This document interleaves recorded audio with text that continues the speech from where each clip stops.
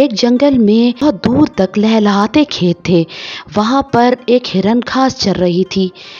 اس کو کہیں دور جھاڑیوں سے ایک شیر للچائی ہوئی نظروں سے دیکھ رہا تھا. اس کو پتا نہیں تھا کہ اس کے بالکل مخالف سمت میں جھاڑیوں میں دوسری طرف چیتا بھی اسی ہرن کو للچائی ہوئی نظروں سے دیکھ رہا ہے. ہرن نرم نرم گھاس کھانے میں مشغول تھا اور اس کو خطرے کی بھنک نہیں پڑی تھی. رات سے شیر اور چیتا بھوکے تھے. انہوں نے ایک دانہ بھی پیٹ میں نہیں لیا تھا تو وہ ہرن کو للچائی ہوئی نظروں سے دیکھ رہے تھے. اور ویسے بھی ہرن کو پتہ چل جاتا ہے کہ خطرہ قریب قریب ہی ہے، اسی لیے وہ گھاس کھاتے کھاتے نظر اٹھا کے چشمے کی طرف دیکھتا ہے. وہاں ریچھ اور اس کے بچے کھیل رہے ہوتے ہیں. ایک دم سے چیتا اور ہرن جھاڑیوں میں سے نکلتے ہیں اور ہرن کے پیچھے بھاگنے لگتے ہیں. ہرن کو پتہ لگ جاتا ہے اور وہ لمبی لمبی چھلانگیں لگاتا ہوا آگے بڑھتا رہتا ہے. شیر اور چیتے کی رفتار زیادہ ہوتی ہے اور ہرن کی رفتار کم ہوتی ہے، لیکن اس کے دبلے پتلے اور سڈول جسم کی وجہ سے وہ بہت تیزی کے ساتھ آگے بڑھتا جاتا ہے. ایک چٹان آتی ہے تو ہرن اس پہ چڑھ جاتا ہے اور شیر اور چیتا نیچے کھڑے رہ جاتے ہیں. وہ زیادہ بھاگنے کی وجہ سے ہانپ رہے ہوتے ہیں.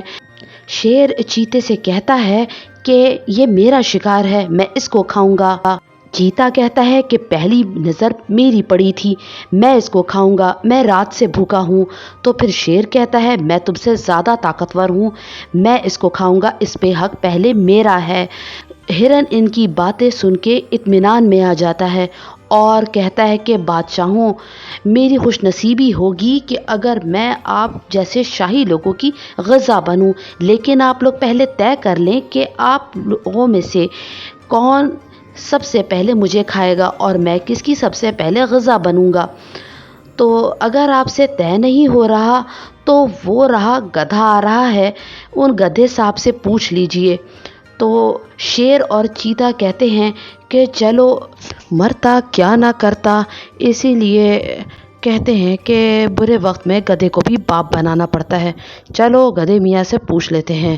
تو پھر شیر آواز دیتا ہے او گدھے، اے گدھے ادھر آ. تو گدھا ڈر جاتا ہے.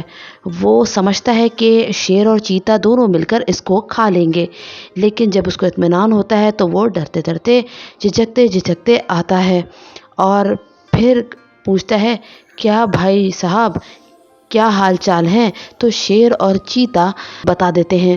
گدھا بہت اطمینان میں آ جاتا ہے اور کہتا ہے بھائی اتنے سے مسئلے کے لیے آپ نے مجھ سے مشورہ طلب کیا، حیرت کی بات ہے. آپ کہتے ہیں کہ پہلے ہرن پہ نظر آپ کی پڑی تھی اور چیتا کہتا ہے کہ ہرن کو دیکھ کر پہلے چال اس کی ٹپکی تھی.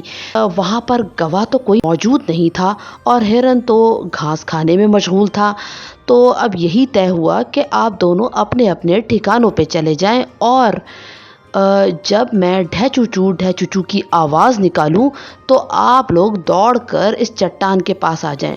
جو سب سے پہلے اس چٹان کے پاس پہنچے گا وہ ہرن کا حقدار ہوگا اور مزے سے اس کو کھائے گا.